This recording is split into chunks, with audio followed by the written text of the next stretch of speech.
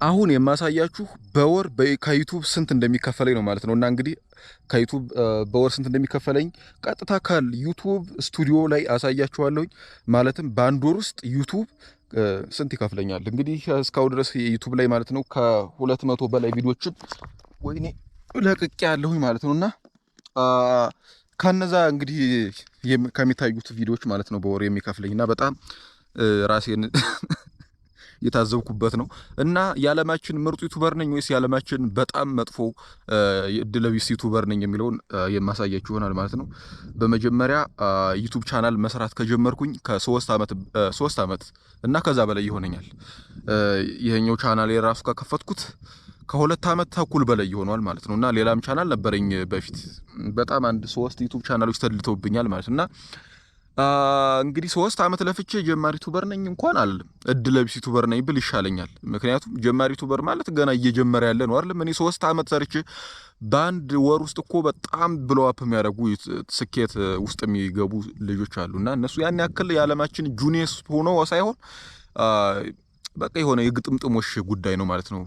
እና እኔ በጣም እድለቢሱ ዩቲዩበር ነኝ።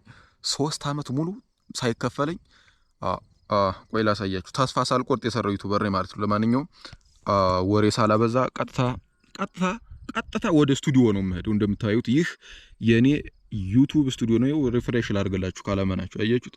ሪፍሬሽ አረኩት። ይሄው ነው። እና በወር የሚከፈለኝ 51 ሳንቲም ነው ጋይስ፣ ግማሽ ብር ማለት ነው። 51 ሳንቲም ነው የሚከፈለኝ። ከዛ በተጨማሪ ደግሞ ሌላው እዚህ ጋር የምታስተውሉት ነገር በወር አንድም ሰብስክራይብ አላገኝም፣ እየቀነሰ ነው። እዚህ ጋር ኔጌቲቭ 24 ሰብስክራይብ ማለት በዚህ ወር ውስጥ ብቻ 24 ሰዎች አንድ ሰብስክራይብ አድርገውኛል ማለት ነው። እና ይሄ ምንም ማተር የማያደርግ ነገር ነው ማለት ነው። ይሄ አሁን እዚህ ጋር የምታዩት ቁጥር በጣም ተራ ነቲንግ ምንም ማለት አይደለም ማለት ነው። እና በጣም የሚገርም ነው።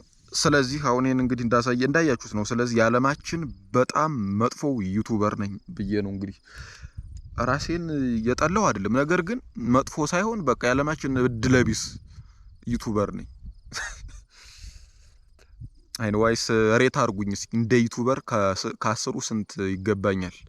አሁን ይሄን ቪዲዮ በቃ አይታችሁ ከ10 ስንት ይገባኛል? ወይስ ዩቲዩብ መክሊት አይደለም? ለማንኛውም ኮሜንት ሴክሽን ላይ ቀርቀብ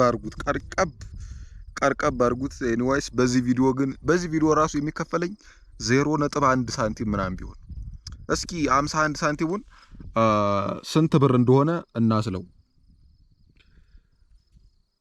0.5 ሲባዛ በ150 ብር 75 ብር ይታያችኋል ወይስ አይታያችሁ?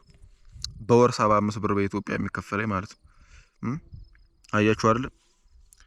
በወር 75 ብር ነው የሚከፈለኝ የወር ደሞዝ በዚህ ኑሮ ማለት ነው። ለቁርስ ራሱ የማይሆን ብር ነው። በጣም ያሳዝናል።